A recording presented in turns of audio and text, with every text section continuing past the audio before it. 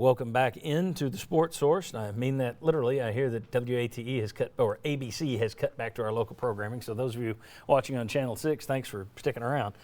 This segment brought to you by Express Frame. It has been a weird year, no doubt, including right up until today, with me finding out this morning that we were going to be preempted. It's been so weird that a lot of recent graduates are only now getting their diplomas sent to them.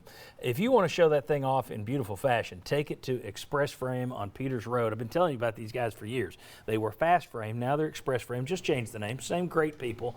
And if you want to have that diploma will be protected forever, lifetime guarantee on their work, and it will be beautiful. They do all kinds of great stuff with it. Express Frame, check them out. Visit them online right there, expressframe.net. Okay, in case you missed it on Saturday, Fox Sports added virtual fans to their broadcast. It looks something like this.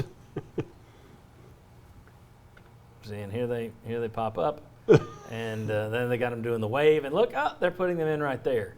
The problem is they kind of cut in and out. If different camera angles would have them. I have a problem with this, actually.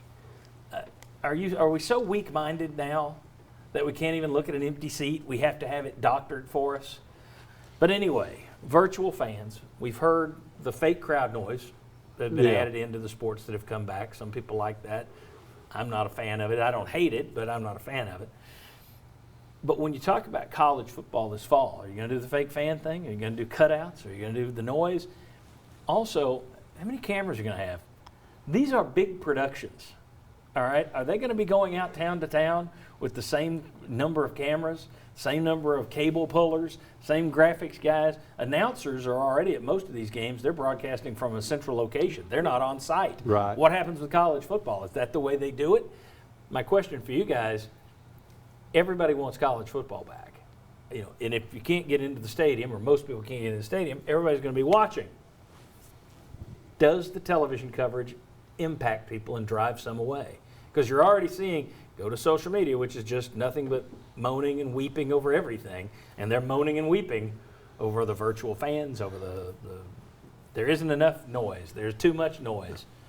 Do you think the way games are covered will impact fans who are longing for college football? I say no. I think it's people just screaming and complaining, and that's what they do. And declarations that I'm not going to watch anything because of this. Yeah, whatever.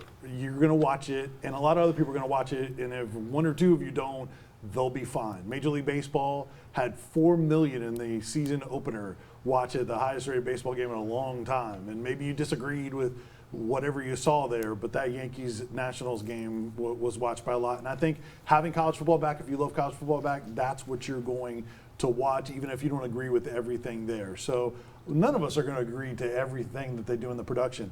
I think it's going to vary some from network to network. There'll probably be some sampling. We'll try this one time, but then if we get bad feedback, we'll yank it. In the bubble, they have, Lisa Salter said they're going to have like 30 different cameras there. A lot of them are going to be remotely controlled.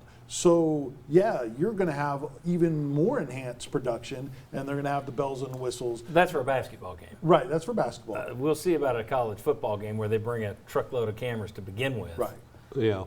I don't know. Or at College Game Day, do they still travel around? Do they still have all of that? Probably. Well, yeah, but Studio. John, you're always going to have some malcontents, and sometimes I'm one of them.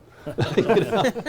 My team falls behind 21-0. I don't want to watch all that fake stuff. But as a rule, give us live games that we can watch, and I'll deal with the rest of it. Yeah, I've been training for the No Fans for a long time. Tuesday night Maction, 6 p.m. local games, temperatures in the teens in Ohio. Yeah. There are no fans at those games. Let me tell you, it's still awesome. I mean, I love college football, so I'm not going to care. I think when you talk about, okay, Tennessee fans, okay, nobody's gonna is gonna tune out of a Tennessee game.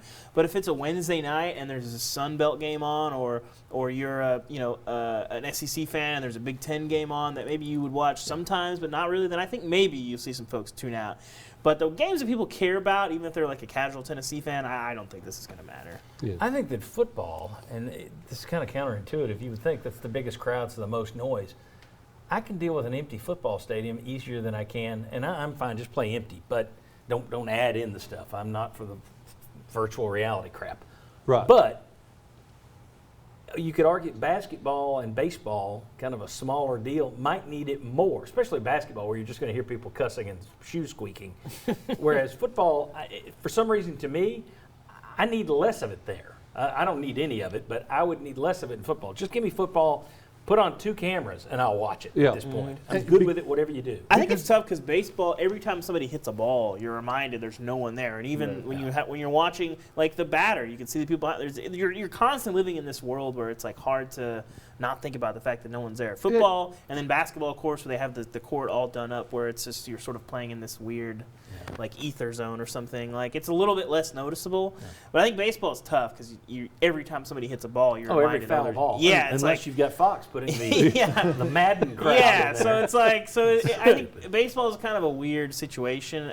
I'd be surprised if you see for football. I mean, really only punts or like deep passes where you really get crowd shots, and then of course your interplay stuff. But your shot is of the field. It's Yeah. tight in there. You're not. Gonna, Yeah. I'm not going to miss the crowd as much in football as I would in an empty basketball arena where you hear every "Well, your mama" and a Yeah. squeak and all that kind of stuff. Yeah, I look at it a little bit differently because of the pageantry of college football and that Yeah. the romance of it, having them. And then look, football is impacted by the fans and visiting teams, doing silent counts because of the crowd noise and they can't communicate, that kind of thing. That comes out off the table now. So I think the fans have more of an impact there in football than the other sports. And I kind of like, maybe it's because I call baseball, I love baseball, the Nat sound.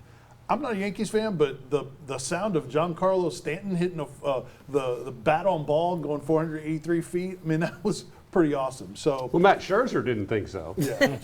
I'm ready for Tennessee to run through the virtual tee this fall. How about that? That's good. Yeah. If we have any games, if they have any Yeah, games the on Fox, virtual they get ball virtual. walk. You know? that Virtual band ball, formation yeah. is going to be perfect every single time. The virtual, Perfect hey, the straight virtual tailgate, I'm in. I think each network will handle it a little bit differently. Though. Yeah. All right. Well, hey, Tennessee, in my opinion, made a good decision this week. They're tweaking their uniforms. We'll show you what they're doing, and I'll also ask which of the upcoming tweaks for 2020 is the best. And I'll show you what I think they should just wear for their home uniform forever. Listen to me, but nobody ever does. Come on back.